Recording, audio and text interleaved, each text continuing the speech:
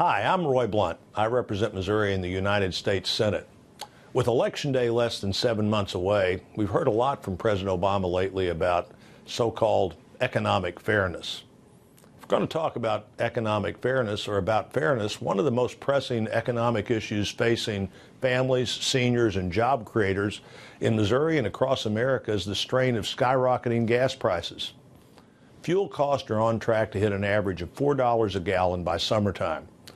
That's more than double what they cost when President Obama took office, and it marks a record high for the last 2 months. Perhaps we shouldn't be surprised. As a candidate, the president said that energy costs, his quote, he said, would necessarily skyrocket under his plan. Well, that's probably one promise the American people wish he hadn't kept. Unfortunately, instead of working together to pass bipartisan solutions that would relieve pain at the pump and pressure on jobs, this administration is focused on the wrong things.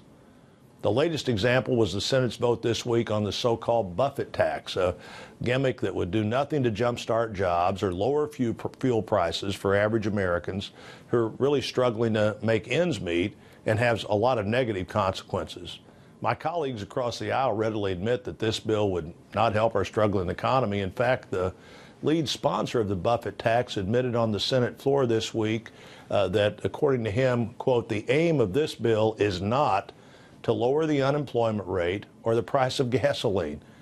Now, the real question that Americans should be asking is why not? Why would the Senate be talking about things that wouldn't have impact on energy prices or our economy? Why would we have wasted the week on something like that? There's really no excuse for not doing things that would lower gas prices and encourage private sector job creation. 4 out of 5 people hit by the new tax are business owners. With nearly 13 million Americans unemployed, the last thing we need is to raise taxes and create greater uncertainty for our nation's job creators. According to a recent survey by the U.S. Chamber of Commerce, uncertainty and gas prices are the top concerns for small business.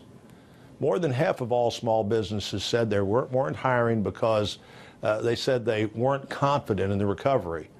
And a third said they weren't hiring due to the uncertainty driven by Washington. Well, we didn't do anything this week about either of those problems, and some of them can only be solved by a government doing its job. Meanwhile, nearly a quarter of small businesses reported that gas prices were their top concern.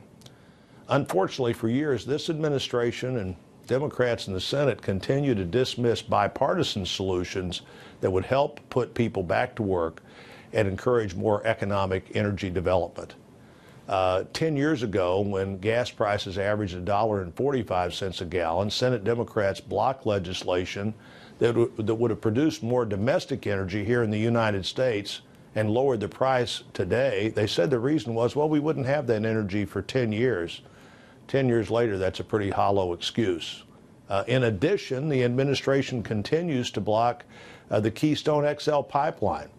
That's the nation's largest shovel-ready project.